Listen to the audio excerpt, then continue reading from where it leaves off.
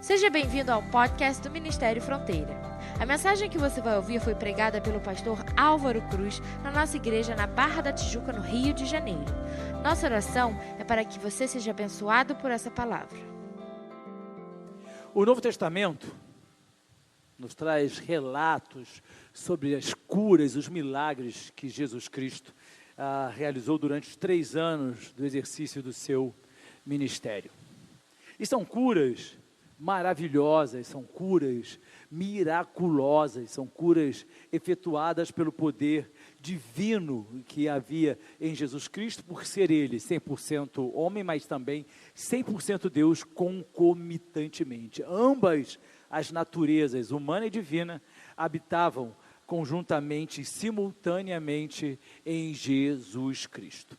Mas há um milagre muito interessante que faz com que muita gente se perca teologicamente e não venha a compreender o verdadeiro sentido deste milagre, o verdadeiro significado deste milagre. Eu quero ler Marcos capítulo 8, versículos de 22 a 25, que nos diz assim: eles foram para Betsaida, e algumas pessoas trouxeram um cego a Jesus, suplicando-lhe que tocasse nele. Ele tomou o cego pela mão e o levou para fora do povoado. Depois de cuspir nos olhos do homem e impor-lhe as mãos, Jesus perguntou: você está vendo alguma coisa? Ele levantou os olhos e disse: vejo pessoas, elas parecem árvores andando. Mais uma vez Jesus colocou as mãos sobre os olhos do homem. Então seus olhos foram abertos e sua vista lhe foi restaurada e ele via tudo claramente. Este é um milagre que muita gente se questiona. Por que Jesus, com o poder que tinha, realizou um milagre imperfeito? Afinal de contas, cuspiu, tocou no cego, e aí pergunta: você está vendo alguma coisa? E o cego: mais ou menos, eu estou vendo pessoas que parecem árvores andando. Ou seja, o milagre não havia sido perfeito. E aí a gente vê a necessidade de Jesus tocar no cego mais uma vez, uma segunda vez, para que então a sua visão seja restaurada. Nós tomamos conhecimento de um milagre feito em 2 etapas, mas em nenhum outro caso na Bíblia a gente vai encontrar Jesus Cristo realizando um milagre que precise ser completado, porque inicialmente o resultado não foi aquele que deveria ter sido, em se tratando do Filho de Deus. E aí muita gente se pergunta: será que foi imperfeito? Ou será que Jesus não teve poder para tocar? Eu diria para você que se esse cego, ele fosse um crente de uma igreja mais tradicional, ele diria: não, é isso mesmo, foi o que Jesus quis fazer por mim, ele não quis me dar a visão completa.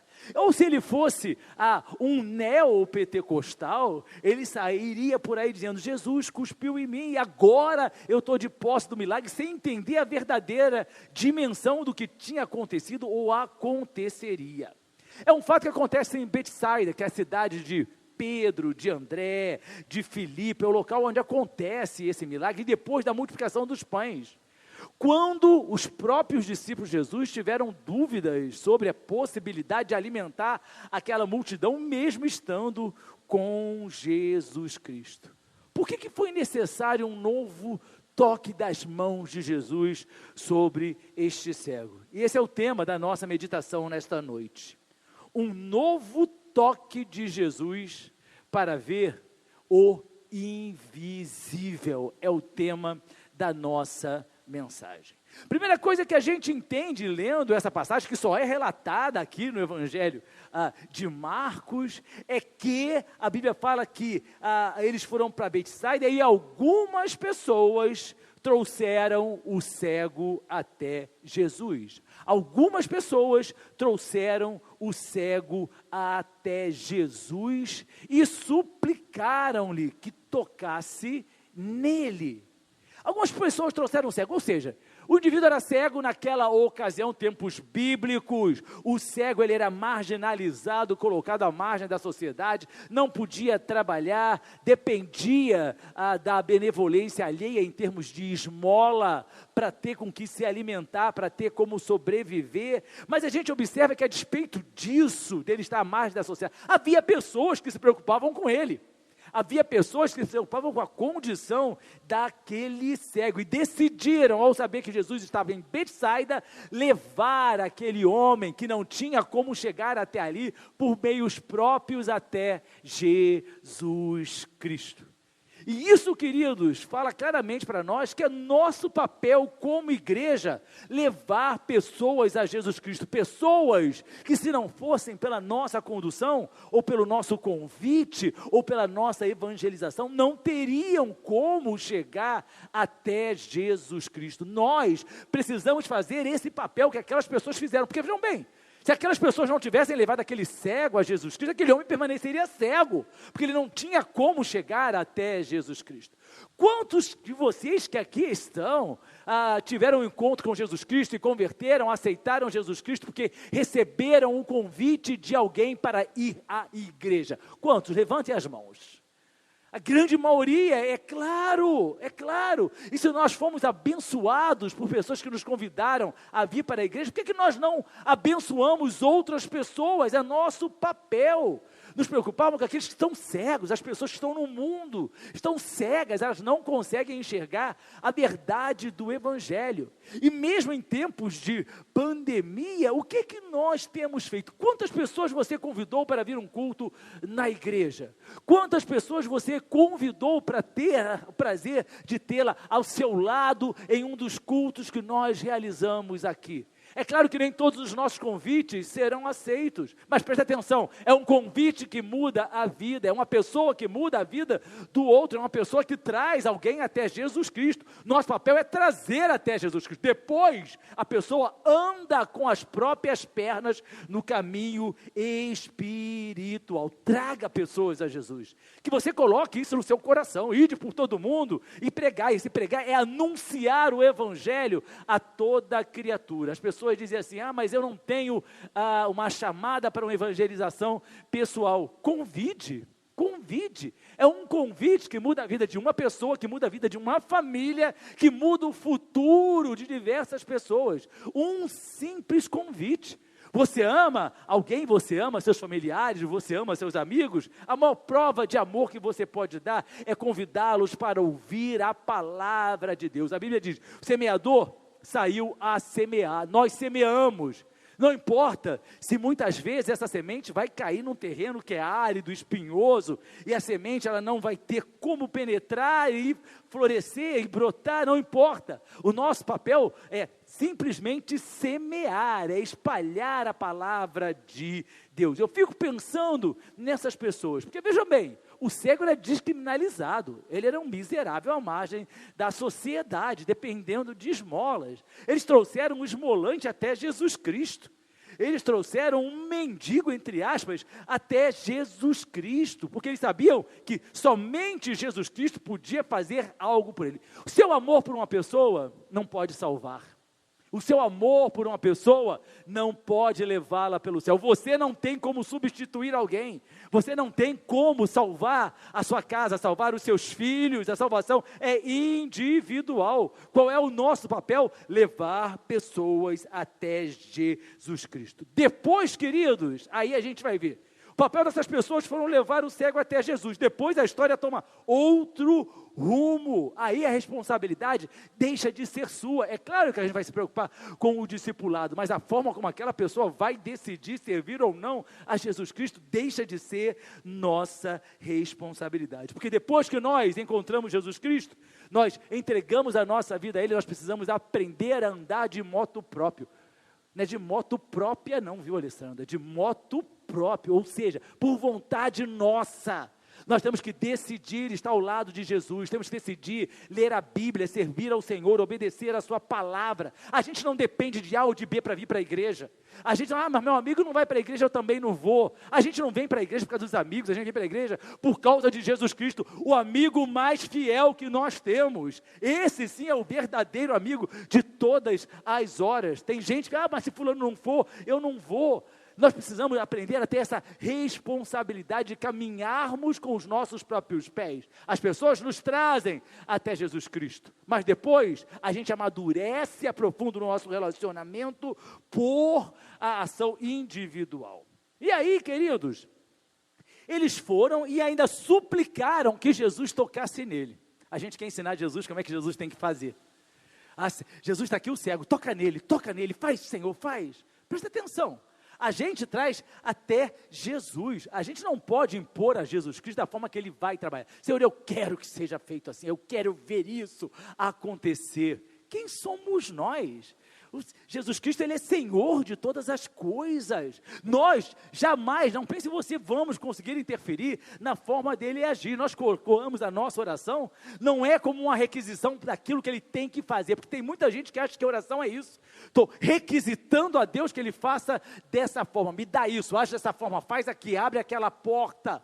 Só que literalmente a oração que é poderosa e eficaz é a oração do justo, aquele que pede aquilo que é a vontade de Deus, e se nós pedirmos aquilo que é a vontade de Deus, Ele fará. Mas não pense você que se você pedir na sua oração algo que não é vontade de Deus, que Deus vai fazer. Tem tanta gente com oração infantil colocando na presença do Senhor. Senhor, faz isso. Senhor, toca naquela pessoa. Senhor, não sei do que. E Senhor, julga.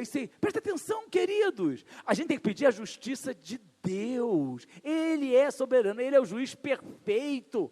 A gente não vai ensinar a Jesus Cristo, por mais que você peça. As pessoas levaram a Jesus, parabéns, nota 10, agora toca. O que Jesus fez?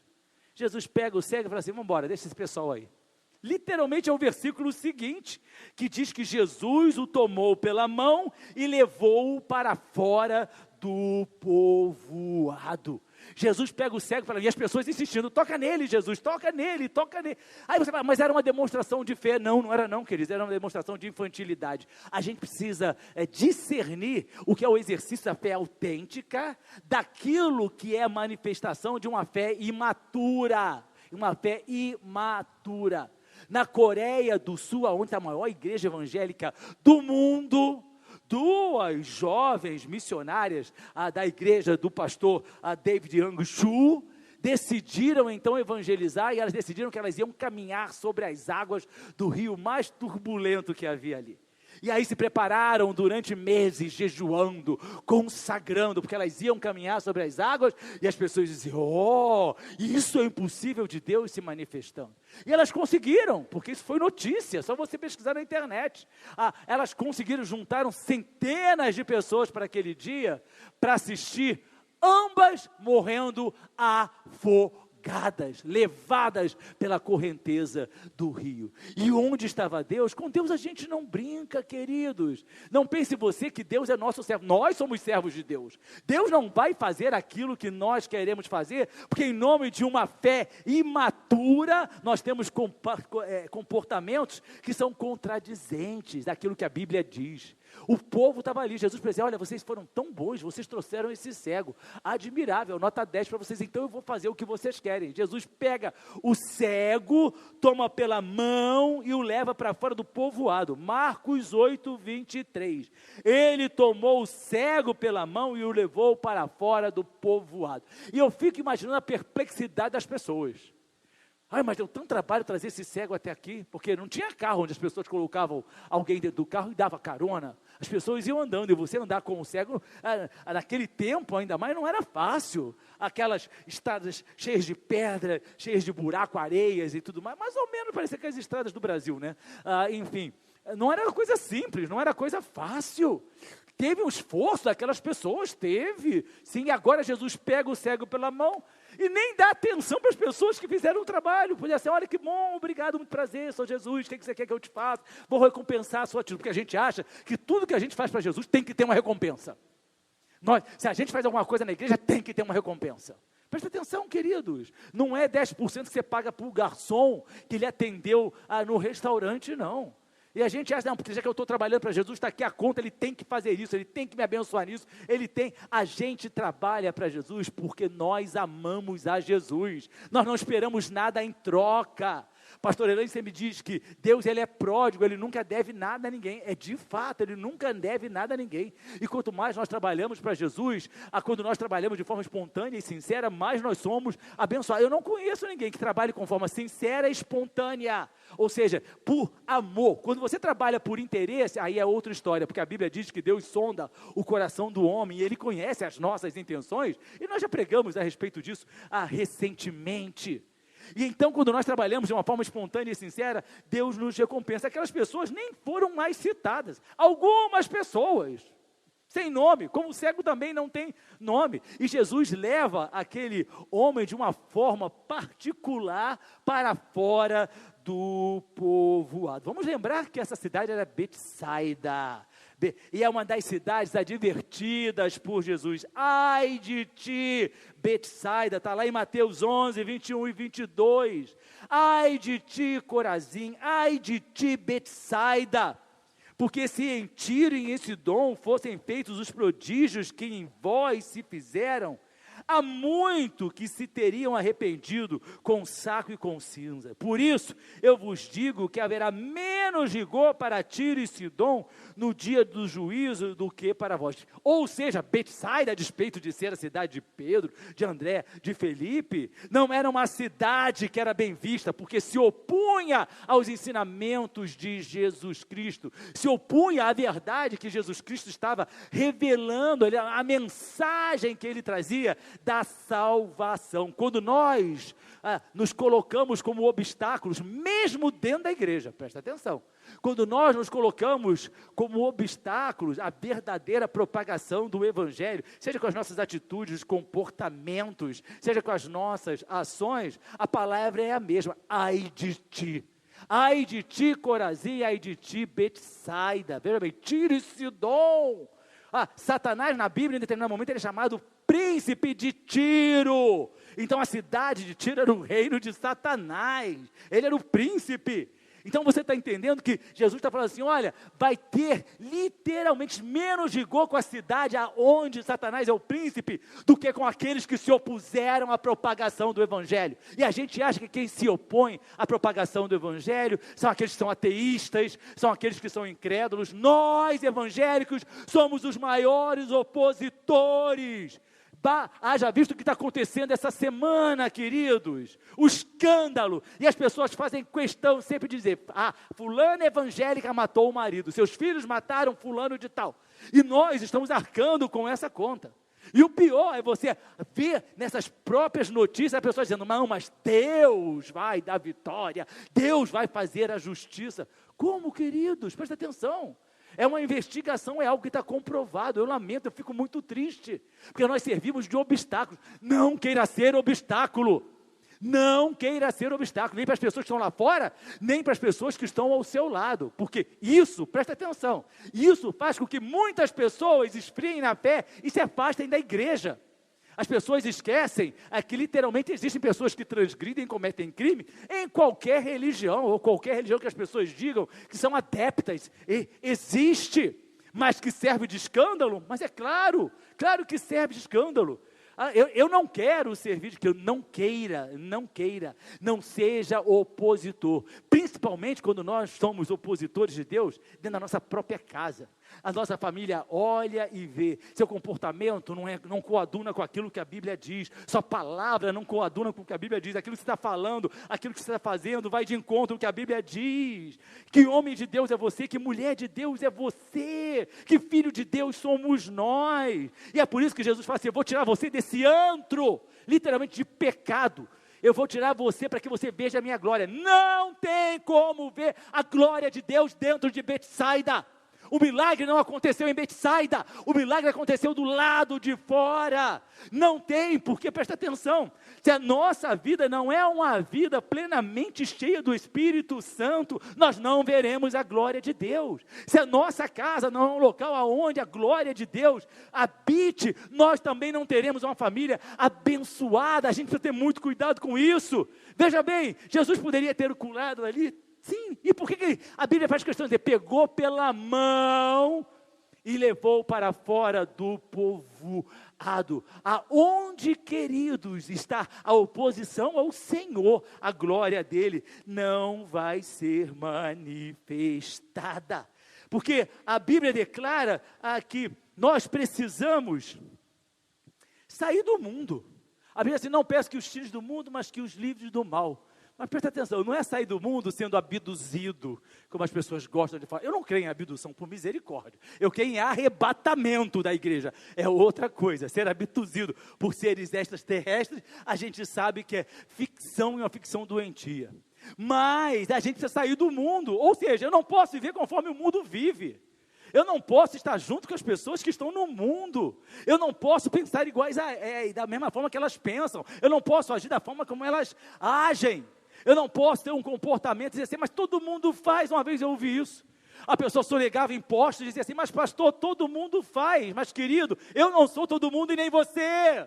Nós somos filhos de Deus. Todo mundo se droga, não significa que você vai se drogar. Todo mundo adultera, ou todo mundo pratica o sexo ilícito, não significa que nós vamos fazer.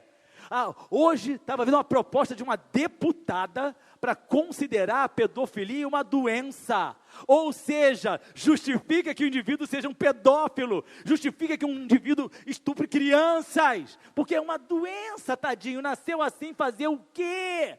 E a gente entende o rumo que o mundo está tomando. A gente entende o que está acontecendo cada vez mais no mundo que mergulha no pecado. Nós precisamos sair deste mundo. Nós não podemos pensar com a cabeça que o mundo pensa. Nós não podemos estar na forma que o mundo tem. Nós temos que ter a forma de Jesus Cristo. Nós temos que ter a mente de Jesus Cristo. Jesus segurou o cego pela mão. Jesus nos segura também pela mão. Jesus nos segura pela mão. Isaías 41:13 diz assim, pois eu sou o Senhor, o seu Deus, que o segura pela mão direita, e lhe diz, não tema, eu o ajudarei. Ele nos segura pela mão direita, é a poderosa mão de Deus, a mão protetora que nos segura e que nos abençoa e que diz assim, eu vou ajudar você, da mesma forma que Jesus ajudou aquele cego. Nós precisamos confiar, você é filho de Deus, então nós precisamos confiar nisso, que Ele nos toma pela mão direita, e diz assim, não tenha medo, eu vou ajudar você. A gente lê a Bíblia, e a gente diz que crê na Bíblia, e por que nós não tomamos posse daquilo que Deus determina que nós venhamos a crer?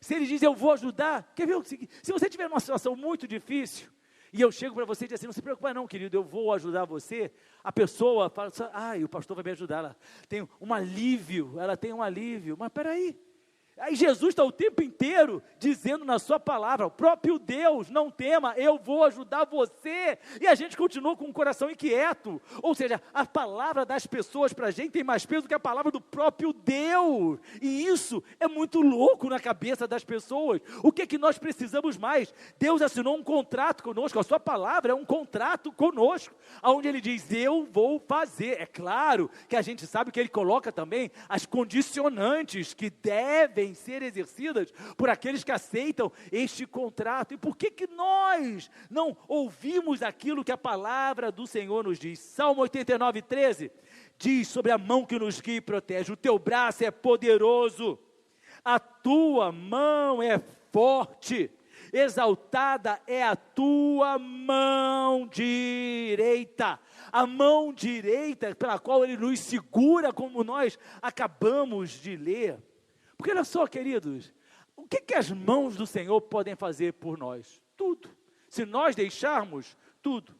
E há uma passagem na Bíblia, no livro de Jeremias, que eu acho lindíssima, que fala sobre o agir dessas mãos de Deus quando nós permitimos a que Ele haja. Se o cego tivesse dito para Jesus, não vou sair daqui não, se o Senhor quiser me cure, ele teria sido curado?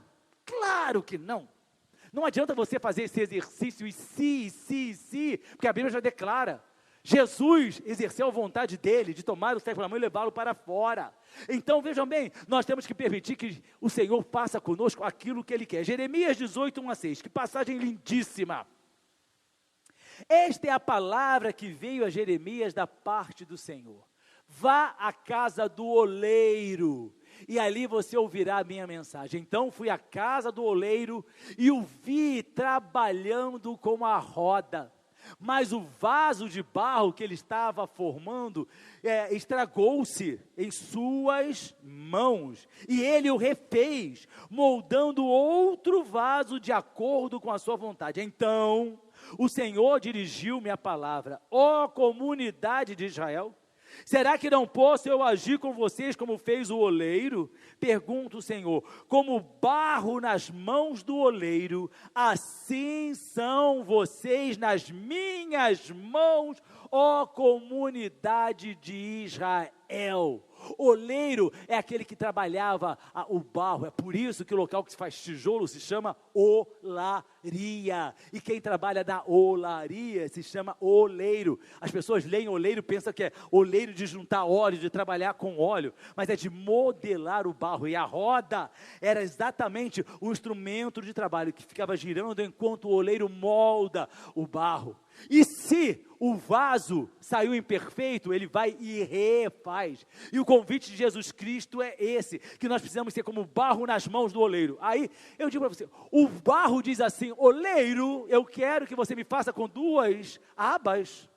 Oleiro, eu quero que você me faça com uma entrada bastante comprida. Oleiro, eu quero que a minha base seja pequena ou seja grande. O que o barro fala para o oleiro? Nada. O oleiro faz aquilo que ele quer com o barro, e eu e você precisamos ser barros nas mãos do Senhor. Deixa, Senhor, faz de mim o que o Senhor quer fazer. Por isso que a gente canta: faz de mim teu vaso, faz de mim oferta. É isso, Senhor, eu sou barro, me molda.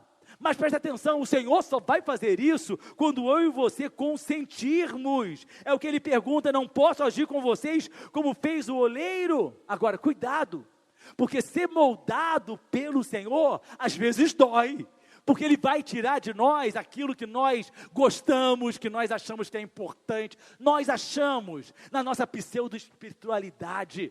E Ele vai tirando, e muitas vezes nós não queremos abrir mão. Tem muita gente que tem medo de: Senhor, faz a tua vontade. Por quê? Porque a gente não quer aquela vontade que Deus quer para nós queremos a nossa própria vontade. Há de se estar muito na presença de Deus, para declarar: Senhor, faz de mim o que o Senhor quiser. Eu quero ser como um vaso nas mãos do oleiro. Há um cântico equivocado que as pessoas gostavam muito de cantar, que diz assim: quebra a minha vida e faz de novo. Querido, se quebrar o vaso é porque já está endurecido, e se já está endurecido não serve para refazer. A gente canta coisas que não deveria fazer. Quebra a minha vida e faz-a de novo. Eu quero ser um vaso novo. Aí vem toda aquela parte: como tu queres, Senhor amado. É lindo cantar. Agora presta atenção, não é para quebrar. Ele não vai me quebrar, Ele vai refazer. É isso que a Bíblia diz: o vaso estragou-se em suas mãos, ou seja, não teve o formato. Ele vai e refaz. Ele não vai quebrar Ele vai tirar da minha vida, Ele vai acrescentar a mim vida. Ele vai me dar vida abundante, vida perfeita, vida plena. Não tenha medo de dizer: Senhor, eu sou barro, Tu és o oleiro, faz de mim, da minha casa, da minha família, do meu casamento, aquilo que Tu queres fazer.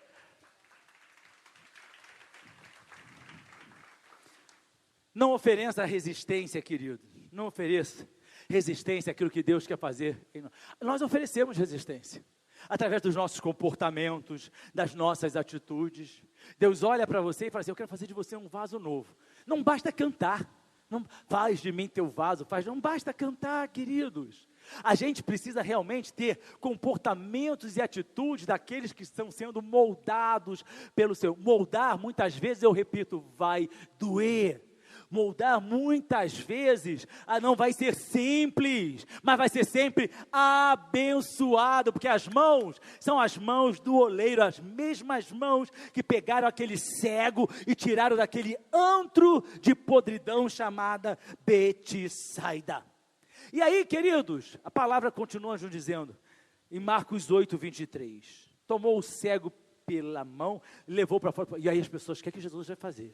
O que será que Jesus vai fazer com esse cego? A curiosidade imperando. E a Bíblia vem logo, depois de cuspir no olho. Eu fico imaginando que, graças a Deus em termo, aquele homem era cego. Porque você consegue imaginar uma pessoa se aproximando de você e cuspir no seu olho? Tem gente, pastor Elaine passou por uma cirurgia oftalmológica, e aí ela tem que pingar diversos colírios, tem que fazer a lavagem dos seus olhos, e muitas vezes quando a gente vai botar colírio, tem gente que é assim, né? Que você não consegue nem, tem gente que você tem que segurar o olho para poder pingar, porque a pessoa fica com aquele nervoso, uma gotinha. Imagina se aquele cego enxergasse. Mas foi isso que aconteceu. Foi claro que foi isso que aconteceu. Ninguém tem cuspe suficiente na boca para cuspir assim. A gente tem que juntar saliva. E a gente faz assim, aquele movimento. O barulho anterior foi mais parecido com um porco, né? Coin, coin, coin. E é interessante porque até o século XIX, início do século XX, as pessoas tinham um instrumento de hospitalidade, era você oferecer escarradeira para as pessoas. Escarradeira, onde as pessoas escarravam. Que é isso? Que é isso? O avô não tinha escarradeira, não? E era de porcelanas pintadas, aí ficava para a pessoa ficar e cuspir. E não vinha só o cuspe, não. Vinha outras coisas mais que não cabe colocar aqui. Mas você consegue imaginar isso? Eu fico pensando assim, e se as pessoas estivessem vendo Jesus cuspir? Porque é claro que a gente sabe que não é o único momento que Jesus cospe. A gente sabe que tem o cuspe que ele fez na terra e untou os olhos do cego e mandou que ele fosse lavar no tanque de Siloé. A gente sabe aquele surdo que falava com dificuldade, que Jesus cuspiu na língua dele. Na língua. Está com nojo de Jesus? Nessa noite eu vou fazer a campanha do cuspe. Quem quer receber o cuspe de Jesus, vem aqui na frente. E aí eu vou chamar o Valmar para ficar cuspindo. Eu não faço isso, eu sou pastor, não faço isso. Mas queridos, Jesus cuspiu nos olhos do cego. Agora, eu quero que você saiba que o cuspe naquela ocasião, naqueles tempos, tinha um significado um pouquinho diferente do que nós damos hoje. Hoje continua sendo ofensivo você cuspir em alguém. Hoje é ofensivo você cuspir, por exemplo, você olha para uma pessoa e faz, ou seja, você está com nojo daquela pessoa. Continua sendo ofensivo. Mas naquela época de poucos medicamentos, vamos lembrar que a saliva, ela tem um quê de antisséptico, não é verdade? Por exemplo, criança, machuca, a primeira coisa que ela faz vai lá dar uma lambida, não é assim? A gente vê isso nos animais também. Ou eu me lembro que eu me machucava, minha mãe vinha dar beijinho, ou seja, na verdade estava tendo contato com saliva, é isso mesmo. Mas o Talmud, e eu quero lembrar a vocês que, o que é o Talmud? É um dos livros básicos da religião judaica que busca interpretar a lei, ou seja, o Pentateuco, é o pensamento dos rabinos, é um livro indispensável para o judaísmo rabínico. E o Talmud, ele apresenta pelo menos duas referências no uso do cuspe para a cura de doenças. A saliva, por exemplo, de um filho primogênito, ou seja, o primeiro que nascia, era considerada que tinha poderes curativos. E era recomendado que todo primogênito passasse literalmente o seu cuspe nos ferimentos dos demais familiares. A pessoa, quem é primogênito? É você ou Leandro? Leandro, pode cuspir no Tiago à vontade, porque o seu cuspe é curativo. É o que acontecia, literalmente é o que acontecia. Nós estamos falando de 2000 anos atrás, 2000 e tantos anos atrás, onde essa era a prática. Alguém se machucava, chamava o filho mais velho, e ele cuspia porque consideravam que a saliva do primogênito primogênito tinha poderes curativos, mas ao mesmo tempo não era permitido passar essa saliva aos sábados, porque como era uma saliva que curava, não podia atuar nos dias de sábado. Jesus vai e cospe. Aí você pode falar, mas o que é esse cuspe? Havia poder em Jesus por inteiro, na palavra dele, ele não precisava de nada material, como não precisa. Hoje, há muitas pessoas chamam que estão usando as muletas da fé. Precisam de coisas materiais para que a fé seja estimulada. Nós não precisamos de nada material. Eu não preciso levar para casa um pedaço de alguma coisa que foi ungida, ou um pedaço de alguma coisa que foi orada no monte 7 vezes, 10 vezes. Eu não preciso disso para que a minha fé seja estimulada. A nossa fé não é estimulada pelas coisas materiais. A nossa fé é estimulada por aquilo que nós não vemos, nós não vivemos pelo que nós vemos, mas nós vivemos pelos olhos da nossa fé, Então, por que Jesus cuspiu? Em primeiro lugar, o cuspe era utilizado. Em segundo lugar, aquele cuspe era o próprio Jesus, afinal de contas, havia poder de cura naquele cuspe. Não pense você que o cego ficou conosco, inicialmente, ele só sentiu aquela coisa na cara. Ele não sabia nem o que estava atingindo ele. E eu imagino, presta atenção, é claro que ele fez assim, gente. Eu não acredito que ele tenha perguntado para Jesus, o que você fez? Até porque como a saliva era utilizada, ele já imaginou que aquilo significava para ele o seguinte, Jesus vai te curar. Quando ele recebeu aquele cuspe de Jesus, ele pensou, Jesus vai me curar. Porque ele está usando a sua saliva em mim. A gente precisa entender, queridos, que tudo aquilo que Jesus faz, seja um cuspe, seja um sopro, seja uma palavra, tudo o que ele faz é para nos abençoar a sua vida, abençoar a sua casa. Quando ele fecha uma porta é para abençoar você. Quando ele tira pessoas do seu caminho é para abençoar você. Quando ele faz algo com a igreja é para abençoar a igreja. Quando ele faz algo na sua vida é sempre para abençoar. Você está em Cristo, você é nova criatura. Então Jesus pode cuspir, pode tocar, porque tudo o que ele faz é para abençoar a sua vida. É essa certeza que nós precisamos ter. A Bíblia é clara. Todas as coisas cooperam para o bem daqueles que amam a Deus. Mas aí, querido, a gente pode entender que aquele homem, ele foi alcançado por aquele cuspe, pela própria essência de Jesus Cristo. Jesus Cristo era a palavra. Aquele homem estava tendo contato com o poder divino. E aqui eu quero que nós tenhamos a clareza que Deus quer sempre que nós sejamos curados da nossa cegueira espiritual. Marcos 8,18, nesse próprio capítulo, mais adiante, Jesus pergunta, vocês têm olhos, mas não veem? Têm ouvidos, mas não ouvem, não se lembram? Isso significa que as igrejas estão cheias de pessoas que pensam, que acreditam, que estão vendo, só tem olhos. Mas o próprio Jesus tem olhos, mas não conseguem enxergar a realidade espiritual. Tem ouvidos, ouvem a mensagem, ouvem a palavra, mas não ouvem. Não basta ter ouvido, não basta ter olhos. Há que haver algo mais. Porque quando nós somos tocados por Jesus Cristo, nós passamos a ver aquilo que nós não víamos. Mas tem pessoas que dizem que são tocadas por Jesus Cristo, mas continuam cegas, tateando às vezes na sua lógica, tateando na sua interpretação pessoal, tateando nos caminhos do Senhor. Tem olhos, mas não veem, tem ouvidos, mas não ouvem. E é interessante que Jesus cuspiu, e a Bíblia diz que Jesus impôs as mãos, ou seja, Jesus impôs as mãos sobre o cego. Ou seja, um milagre, se tivesse gente assistindo, um milagre, glória a Deus, está completo, aleluia. E aí Jesus faz uma pergunta como se não soubesse a resposta. Veja bem, Jesus conseguia, e a Bíblia mostra isso, ver o pensamento das pessoas. Os homens pensavam e Jesus respondia, ele era Deus, não se esqueça disso. E ele faz uma pergunta aqui tão somente pro forma. Você está vendo alguma coisa? Você está vendo alguma coisa? Jesus nem pergunta, você está vendo? Jesus está vendo, pelo menos alguma coisinha assim você está enxergando. Ou seja, como se ele não tivesse a exata certeza daquilo que ele estava fazendo.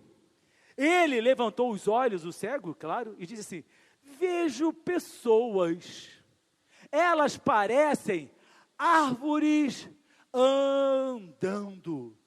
Vejo pessoas, ou seja, as pessoas pareciam árvores. As pessoas não eram aquilo que elas deveriam ser, porque para eles, ele até achava que eram pessoas, mas pareciam que eram árvores. E é curioso, queridos, que mesmo depois de Jesus cuspir, impor as mãos, o cego não estava completamente curado, mas também não estava completamente cego. Ele nem estava totalmente curado e nem estava totalmente cego. Ele estava no meio do caminho. Ele nem era um cego total, porque ele conseguia enxergar as pessoas parecendo árvores andando. Ele devia ter assistido aquele filme do Noé, aquele filme maluco que passou no cinema, que tinha aquelas árvores gigantescas que andavam em direção à arca. Né? Para quem não leu a Bíblia, achou aquilo pastor, aquelas árvores gigantes andando.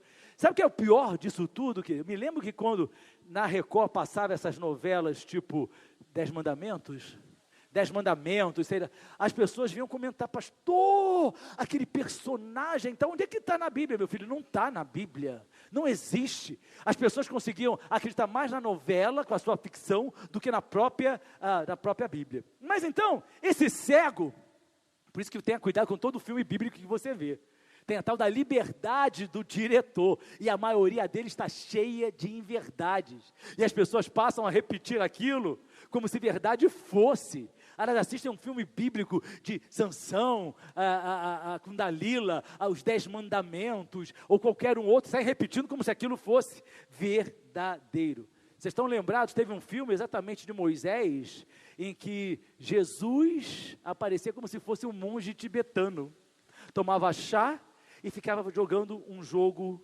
tibetano.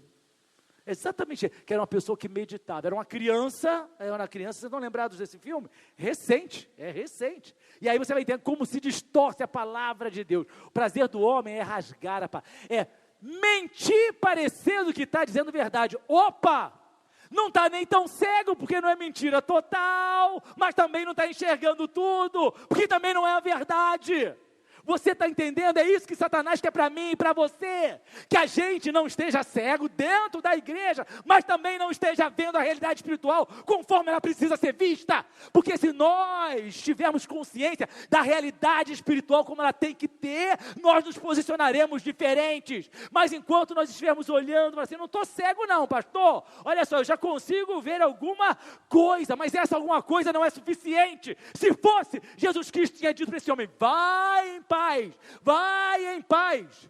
Jesus Cristo sabia qual era a resposta daquele homem, e ele pergunta para mim e para você: você está vendo alguma coisa na sua vida espiritual? Tem gente que não está enxergando o abismo que está na frente dela, tem gente que não está enxergando o laço que Satanás preparou para essa pessoa, e essa pessoa está indo em frente, dizendo o seguinte: eu estou vendo, está vendo pessoas como se fossem árvores. Isso não é suficiente na vida espiritual. Ou nós enxergamos, ou nós não enxergamos. Se eu tirar o meu óculos, aí eu vou ver, o Henrique está aqui na frente, vou ter que ver o Mário também, porque ele está aqui na frente, não é verdade? Mas as pessoas que estão lá atrás vão ficar embaçadas para mim. E às vezes eu até pergunto assim: eu não vi fulano no culto. Aí ele: não, mas estava lá. Por quê? Porque, é claro, eu faço uso de óculos. Mas presta atenção, na nossa vida espiritual, a nossa visão não pode estar embaçada. Ela não pode estar desfocada. Ela não pode estar distorcida. Ela não pode ser dupla. A visão tem que ser perfeita, é 20/20. Ou seja, quando você vai no oftalmologista, diz: a visão é 20/20, é perfeita. Você enxerga perfeitamente com nitidez. Nós, cristãos do século 21, desse tempo tão em mutação, tão complexo e confuso, já recebemos o primeiro toque de Jesus, claro, assim como aquele cego, mas a maioria não está enxergando como deveria. A maioria só está tendo noções, parece que isso é Bíblia, parece que esse é o caminho que vai para o céu. Presta atenção, queridos, parece, mas não é. Você vai pegar o caminho errado, e depois que você pegar o caminho errado, vai ser muito difícil você corrigir para o caminho certo. É claro que a gente sabe que aquele homem já tinha o quê? Pelo menos eu imagino. Se ele sabia o que era uma árvore, Se ele olha e fala assim, olha, pessoas eu não estou enxergando, parece árvore. Ele já tinha uma memória visual. Então aquele homem provavelmente já tinha enxergado antes. Aquele homem não deve ser um cego de nascer, é uma inferência minha. Porque o cego pode até o seguinte, ele pode até ter, mas quando ele olha, ele não vai saber como é o vermelho para um cego que nunca viu. Como é o vermelho, como é o amarelo. Para quem é daltônico já é difícil, enxerga. E para quem é cego? Eu sei para quem você olhou. Eu sei, mas não foi uma referência pessoal não, foi só um exemplo aqui. Quase que eu olhei também, por isso que eu fui adiante. Para a pessoa que é daltônica, vermelho, verde, já é complexo. Então, queridos, nós precisamos ter essa certeza de que nós vamos enxergar não árvores, nós vamos enxergar pessoas. Não importa o que você tenha na sua memória. Não importa o que você já viu lá fora, não importa o que você já viveu lá fora, entenda uma coisa, aquilo que Deus preparou para mim, nem olhos viram, nem ouvidos ouviram, nem nunca penetrou no coração do homem, não está nas nossas memórias. Mas eu quero encontrar aqui na igreja as coisas que eu tinha lá no mundo, só que de uma forma transformada. Aqui na igreja não tem o que estava no mundo. Não tem. As pessoas querem vir para a igreja e achar que aqui vai ter as mesmas coisas, só que de uma maneira diferente. Não pode ter.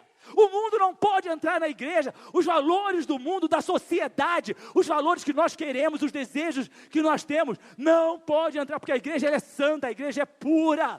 E a gente vem para a igreja muitas vezes falando, não, agora eu vou ter as mesmas coisas, só que de uma maneira diferente. Na vida espiritual, nós precisamos enxergar com clareza. Jesus curou outros cegos. Jesus curou o cego de Jericó. Que só calma. Jesus, filho da vida, tem misericórdia. Jesus só pergunta, o que você quer? Quero ver. Então vê. Nem tocou no cara. O que você quer? Quer ver? Vê. Aí Jesus vai e cura esse outro cego, que unta os olhos dele com saliva, e barro, e manda ele se lavar no tanque de Siloé. Mas esse cara é o único que não enxergou perfeitamente e imediatamente. Para muitas pessoas, o primeiro toque com Jesus não é suficiente para que elas enxerguem o que precisam enxergar. O primeiro contato com Jesus não é suficiente. Mas presta atenção, pastor, já está vendo mais, não é suficiente. A pessoa vem, se converte, aceita Jesus. Mas lá dentro dela, ela continua sendo aquela mesma pessoa, arrogante, pedante, vingativa, iracunda, cheia de ódio, cheia de raiva. Mas eu sou crente em Jesus Cristo. Presta atenção, queridos, você é uma pessoa que nem é 100% cega, mas também não enxerga com clareza. Você nem está completamente doente, mas também não está completamente curado. E em muitas áreas das nossas vidas, nós precisamos entender que o primeiro toque que Jesus nos dá, para muitas pessoas não é suficiente. É por isso que ele pergunta, você tem certeza do que você está vendo? O que você está vendo? Você está vendo alguma coisa? Essa é a pergunta que nós devemos fazer para nós. O que eu estou vendo? Dentro da minha casa, dentro do meu casamento, dentro do meu trabalho, dentro da minha família, dentro da igreja. O que eu estou fazendo? O que eu estou vendo? De que forma eu estou enxergando? É de acordo com o que a Bíblia determina ou de acordo com o que o meu ego determina? Se não, queridos, nós vamos estar que nem aquele homem. Não seria suficiente soltar aquele homem pelo mundo, ele não sabendo a diferença entre uma árvore e uma pessoa. Porque muitas vezes ele ia ver uma árvore e ia pensar que era uma pessoa parada. Mas a gente brinca com as pessoas que batem com a cabeça em poste e tudo mais. É o que ia acontecer na vida espiritual, exatamente assim. Quem não enxerga perfeitamente espiritualmente, sai esbarrando em tudo pela vida, e se machuca, e dói. Mas esta não é a vontade de Jesus Cristo. Não deturpe a vontade de Deus, não deturpe a palavra de Deus. Pessoas são pessoas, árvores são árvores. A Bíblia diz, seja sim, sim, não, não. O que passa disso é de procedência maligna. Volto a dizer, Satanás quer que eu enxergue árvores como se pessoas fossem, e pessoas como se árvores fossem.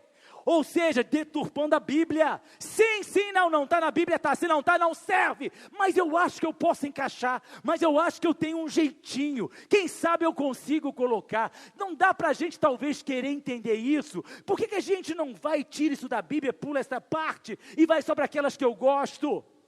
São essas pessoas que continuam com o primeiro toque sem enxergar perfeitamente como precisam enxergar. Precisamos ter clareza do que nós enxergamos no mundo espiritual. Efésios 1:8, Paulo escreve assim: oro também para que os olhos do coração de vocês sejam iluminados, a fim de que vocês conheçam a esperança para a qual Ele os chamou, as riquezas da gloriosa herança dele nos santos. Paulo ora para que nossos olhos do coração sejam iluminados, sejam abertos, para que a gente enxergue aquilo que nós precisamos enxergar. Muitas vezes, nós precisamos de um segundo, de um novo toque de Jesus, para ver o que é invisível. Aquele não enxergava, tudo para ele era invisível.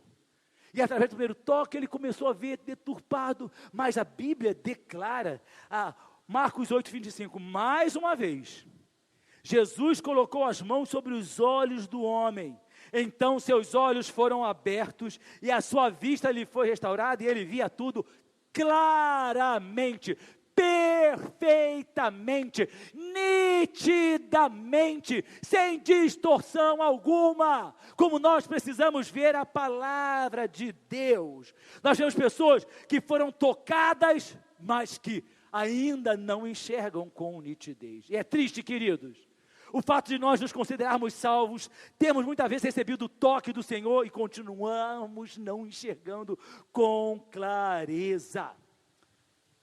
Tem outra passagem na Bíblia que não dá tempo da gente pregar aqui, porque o tempo já está se extinguindo, que está lá em Marcos, capítulo 2, versículo de 1 a 11, é aquele paralítico que foi levado pelos seus amigos em Cafarnaum. Jesus estava ali, eles não conseguiam acessar Jesus Cristo, eles foram pelo telhado e desceram aquele paralítico. E Jesus, está lá em Marcos 2,5, vendo a fé que eles tinham, Jesus disse ao paralítico: filho, seus pecados estão perdoados. E aí, os mestres da lei começa a dizer, quem é ele, vai perdoar pecado? Quem não? E aí Jesus direciona o seu discurso para cima desses mestres da lei. E aí depois, presta atenção, depois de ter falado para os mestres da lei, Jesus volta lá no versículo 11 e diz assim, e lhe digo, para o mesmo paralítico, segundo toque, primeiro ele diz assim, perdoados estão os teus pecados. Aí depois ele diz, levante-se, pegue a sua cama e vá para cá. Aí sim, o paralítico levantou e foi adiante. O primeiro contato foi ter seus pecados perdoados. Nós temos o primeiro contato, aceitamos Jesus, nossos pecados são perdoados. Não significa que nós não vamos voltar a pecar. Nossos pecados são perdoados, as pessoas insistem em continuar pecando. E volto a dizer, não pense que pecado é só sexo ilícito. Porque infelizmente hoje todos os crentes acham que pecado é sexo ilícito. Mentira, calúnia, inveja, confusão, fofoca, arrogância. Nós já lemos aqui. Se vocês estão lembrados do domingo, nós lemos o que a Bíblia fala. E aí a gente precisa olhar para dentro e precisa abandonar isso. Nós precisamos do toque de Jesus em áreas que ainda não foram restauradas em nossas vidas. Faça como o cego podia ter dito para agradar Jesus. Olha só, o que você está vendo, meu filho? Está vendo alguma coisa? Estou vendo sim. Jesus não perguntou o que ele estava vendo, perguntou, está vendo alguma coisa? Ele podia assim, estou vendo. Mas ele disse, estou vendo pessoas que parecem árvores. Ele não escondeu a verdade de Jesus. Jesus pergunta, Álvaro, o que você está vendo? Fulano, o que você está vendo? Cicrano. E a gente, não, eu estou vendo o que o meu coração determina. Eu estou vendo o que a minha arrogância comanda. Eu estou vendo o que é que meus desejos se inclinam para. A gente precisa ser sincero, Senhor, me perdoa. Estou fora da tua vontade, estou indo por caminhos tortuosos. Tem misericórdia, eu errei, me perdoa. Esse cego não escondeu, não esconda a verdade de Jesus, não justifique. Aquele cego podia ter dito uma meia verdade, mas ele foi preciso. Jesus não cura de modo incompleto, não basta tão somente a gente estar vendo alguma coisa, a visão tem que ser perfeita, porque Ele quer nos levar a enxergar a verdade é plena, a verdade é perfeita. Não fica tateando espiritualmente por misericórdia, cresce. Não fica tateando, achando que tem pessoas que se convertem e acham que já sabem tudo de Bíblia. Tem pessoas que dizem, porque eu estou 5 anos, 10 anos, acho que sabe tudo de Bíblia. e não sabe nada, absolutamente nada, porque saber a Bíblia não depende só de nós a lermos com a nossa inteligência, nós precisamos lê-la mergulhados no Espírito Santo de Deus, mergulhados na presença de Deus, para que nós compreendamos o que verdadeiramente é a palavra, que nós possamos, queridos, nesse milagre das etapas, entender que depois que aquele cego foi curado, a ordem de Jesus está lá em Marcos 8, 26. Jesus mandou-o para casa, dizendo, não entre no povoado. Está curado? Está enxergando tudo? Não volta para de onde você veio. Não volta para trás, não entra de novo em Betsaida. Eu tirei você, eu tomei você pela mão, tirei você, curei você. Não volta, não entre no povoado. E é essa a ordem de Jesus para mim. Jesus nos adverte, não entre em Betsaida. Não volta a ser o homem que você era antes. Porque, queridos, é um passinho, depois é outro. E as pessoas estão de uma forma inadvertida, andando para trás. Não é uma corrida que a pessoa volta para o povoado. Ela volta de passo em passo, para e passo, step by step. E ela vai voltando para de onde Jesus Cristo tirou. A entrada não é imediata, tem um caminho de volta. É por isso que ele fala, não volta Álvaro, não volta igreja, não voltem. Não entrem no povoado, não voltem a ser quem vocês eram. Não é instantâneo. Mas vai acontecendo num processo que às vezes as pessoas estão adormecidas. Acorda em nome de Jesus Cristo. Filipenses 3, eu quero terminar com esses versículos. Capítulo 3, versículos 13 e 14 nos diz. Irmãos, Paulo, sempre ele. Não penso que eu mesmo já o tenha alcançado, mas uma coisa eu faço. Esquecendo-me das coisas que ficaram para trás e avançando para as que estão adiante, prossigo para o alvo. Ou seja, esquece o que ficou para trás, esquece, deixa o que for necessário, lugares, pessoas, sentimentos, deixa para trás, é isso que Paulo fala. Esqueço das coisas que ficaram para trás, e eu avanço para as que estão adiante, prossigo para o alvo, a fim de ganhar o prêmio do chamado celestial de Deus em Cristo Jesus, porque a vida espiritual, a verdadeira vida cristã, não permite retrocessos. Ninguém vai para o céu retrocedendo. Hebreus capítulo 10, versículo 38 e 39, mas o meu justo, não é o justo não, é o meu justo, veja bem a diferença, o meu justo, o justo de Deus, o justo de acordo com as condições estabelecidas por Deus, com os valores determinados por Deus, não é aquele que se considera justo, é aquele que Deus olha e diz, é justo. O meu justo viverá pela fé, e se retroceder, e se voltar para o povoado, e se andar para trás, e se voltar a ter as mesmas práticas, os mesmos valores, as mesmas atitudes, não me agradarei dele. Deus não se agrada de quem retrocede, de quem anda para trás. Não nos é permitido retroceder. Nós, porém, não somos dos que retrocedem. Aleluia! Se você quiser saber mais sobre nós, visite nosso site, ministeriofronteira.com. Nos encontre nas redes sociais ou faça parte dos nossos cultos, todas as quintas e domingos. Que Deus te abençoe.